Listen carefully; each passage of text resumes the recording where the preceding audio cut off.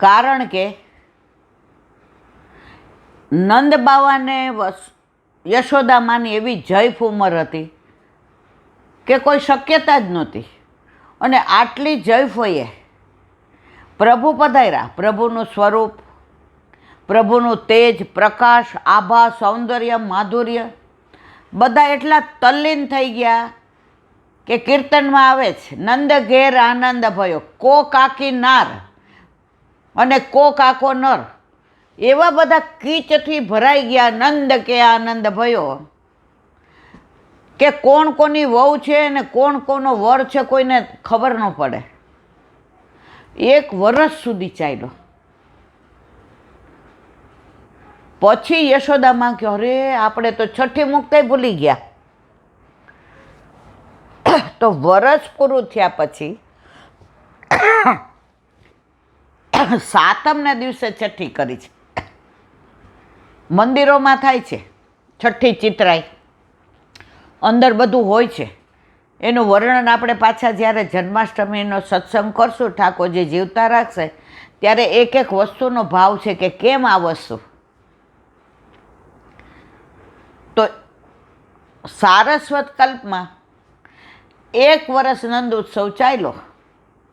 તો આપણે 1 મહિનો તો વધાય હોય કે ના હોય મારા વાલા. આજથી ને બધાય ભોગમાં, બધાય સમયમાં વધાઈને વધાય. આજેથી ઠાકોરજીના પ્રાગટ્યની તૈયારી, રાહ જોવાની. સામાન્ય આપણા લૌકિક છોકરાનો બર્થડે હોય ને તો 2-3 દી પહેલાં મને આ ગિફ્ટ આપજો એટલે આપણે કહીએ, લઈ આવીને પેક કરાવીએ. અત્યારે પશ્ચિમનું એટલું અનુકરણ કે કેક બનાવડાવે, પછી અંદર જેટલા વર્ષ છે એટલી અગર ઓલી શું મીણબત્તી, અને પછી ફૂંક મારીને અંધારું. પુષ્ટિ માર્ગમાં અંધારું છે જ નહીં. અજ્ઞાન તિમિરાંધસ્ય જ્ઞાનાંજલ શલાકયા ચક્ષુરુન્મિલિતમ એન તસ્મૈ શ્રી ગુરુએ નમઃ. અંધારામાંથી અજવાળા લઈ જાય એવો પુષ્ટિ માર્ગ. તો અંધારું કરવું શું કામ? એટલે આપણા ઘરમાં તો આપણે શરૂઆત કરી છે કે કેક લાવવાની નહીં અને અંધારા કરવાનાય નહીં. હા, તમને કેક જેવું ભાવે છે તો ઘરે બનાવો, ઘઉંના લોટની ધરાવો પ્રભુને. પણ અંધારા કરવાની ને એ કેક બહારની લાવવાની ની જરૂર નથી. એનો મતલબ છોકરાઓ બહાર એન્જોય કરે ને જમવા જાય એમાં ના નહીં પાડવાની. તમે બહુ સંયમ રાખવા જાઓ ને તો ઓલું તાણવા જાઓ તો તૂટી જાય. પણ આટલું તો ખરું જ કે એ દિવસે તમે તિલક કરો, ઠાકોરજીને ચરણ સ્પર્શ કરો, ઠાકોરજી પાસે બેસીને માળા કરો. કારણ કે જેણે બનાવ્યો છે એ પોતાની પ્રતિકૃતિ જોવે તો રાજી રાજીને રેડ થઈ જાય. કાલે આરાધ્યાને આપણે કીધું તારે એક નાનો પ્રસંગ કેવો છે, ભલે એણે કાલી ઘેલી ભાષામાં કહ્યો, એની રીતે કહ્યો, પણ આપણે બધા કેવા રાજી થયા કે એના પાછું કે મારા જન્મદિવસે હું ઠાકોરજીના જન્મદિવસની જ વાર્તા કરીશ. તો જો ઘરે ઠાકોરજી બિરાજતા હોય તો બધો આનંદ છે. તો આજથી 1 મહિના સુધી ઘરમાં રોજ આનંદ ઉત્સવ, રોજ વધાય.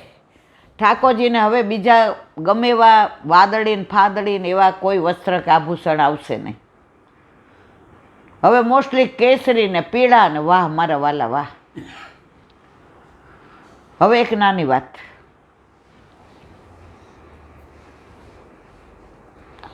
વલ્લભ કુળનું સામર્થ્ય આજે પણ છે જ.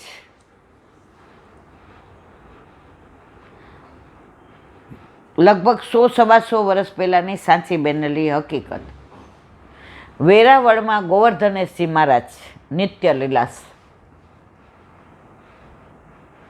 પેલા બાળકો બહુ બધા વિનંતી કરે ને ત્યારે બપોર પછી પધરામણી કરે, સવારે પોતાના ઠાકોરજીને છોડીને ક્યાંય ન જાય.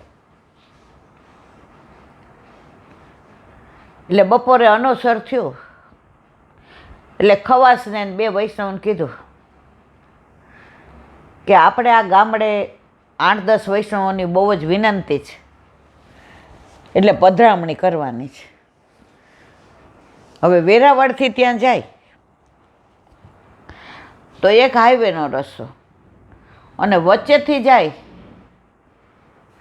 તો બધું વાઘ ને વરુ ને સાપ ને બધું, એટલે નજીક આ પડે કયું, ઓલા જંગલના રસ્તે. એટલે બધાએ કીધું જેરાજ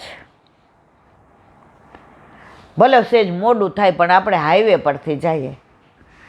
એ કે હાઈવે પરથી જઈએ, મારા 2 વૈષ્ણવ ઓછા ને ત્યાં પધરામણી થાય, મારા પ્રાણ થકી મને વૈષ્ણવ વાલા, આપણે વચ્ચેથી જઈએ. એ કે જરા આપ, એ કે ના મારે તો વચ્ચેથી જ જવું છે. બધા કે જેવી આપની આજ્ઞા. ત્યાંથી ને નીકળ્યા એટલે રસ્તામાં સરસ વાતાવરણ હતું. એ કે થોડું ચાલી, હવે મારા પગ અકળાઈ ગયા છે.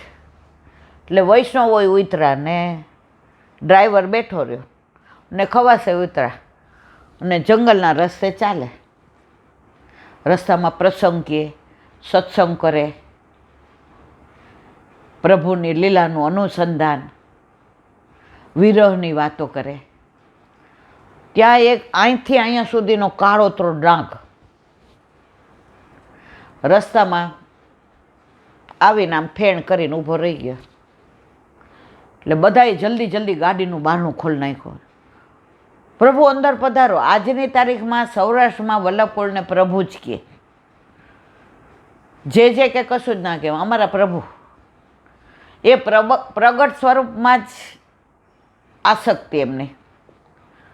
જે કે ના મારે તો અહીંયા જ ઊભું રહેવું છું. અરે બધા કે મારા વાલા આનો ભરોસો નહીં, આ પશુનો શું ભરોસો, કે તમે બધા જાઓ ને અંદર બેસી જાઓ, બારણું બંધ કરી દો. હવે હાથમાં નાની છડી હતી.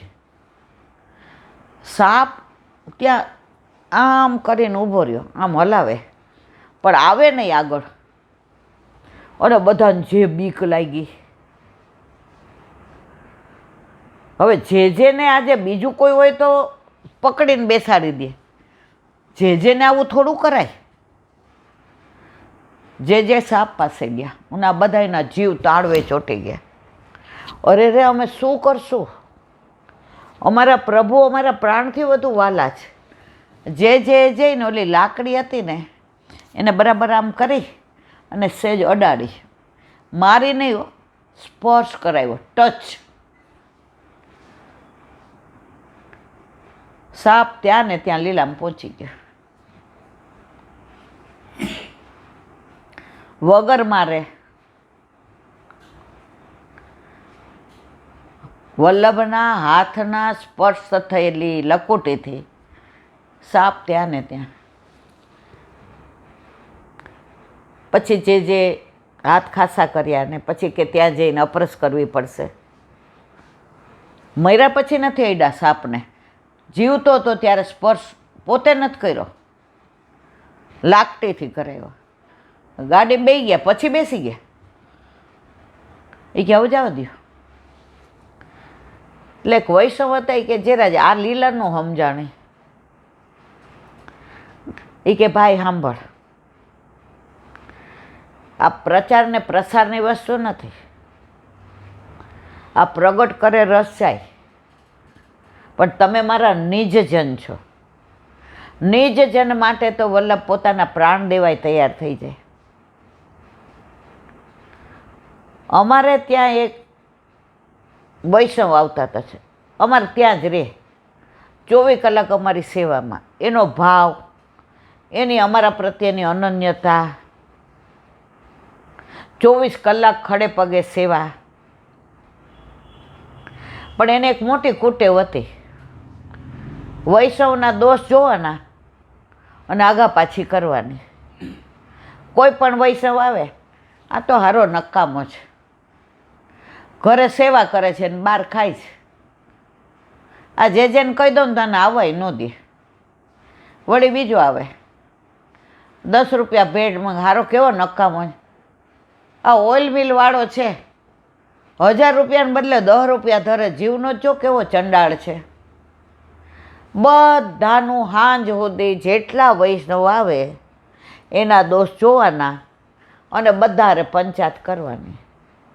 જે કે અમે એને બહુ સમજાવતા, દાદાજી સમજાવતા, અમ્મા સમજાવતા, લાલન સમજાવતા, પણ શેઠની શિખામણ જાપા સુધી. વળી સવાર પડે, બપોર સુધી તો કોઈ આવે નહીં, કારણ કે અમે અંદર હોઈએ એટલે બધાને મનાય. બપોર પછી બધા આવવા માંડે એટલે આ જ એનો ક્રમ. હવે દાદાજીએ 2 વાર 3 વાર એને સમજાવ્યું કે ભાઈ આનું પરિણામ સારું નહીં આવે. વૈષ્ણવના દોષ જોઈને તું આમ અભિમાનથી કે હું અહીંયા છું એટલે જુઓ, તું જે આ પ્રપંચને પટલાઈને પંચાયત કરે છે ને, આનું પરિણામ સારું નહીં આવે. વળી પાછા જુએ એટલે વળી નવેના કે દિવાળી. એ જીવને આટલું સમજાવ્યા છતાંય ન સમજો એટલે સાપ યોની આવી, સર્પ યોની. પણ જીવ તો અમારો હતો ને, બ્રહ્મ સંબંધ તો અમે આપ્યું હતું ને, સેવા તો અમારી ટેલમાં રહેતો હતો ને. એના દોષ નિવૃત્ત કરવા ભલે સર્પ યોની આવી, પણ ઉદ્ધાર કરવાની જવાબદારી તો અમારી છે ને.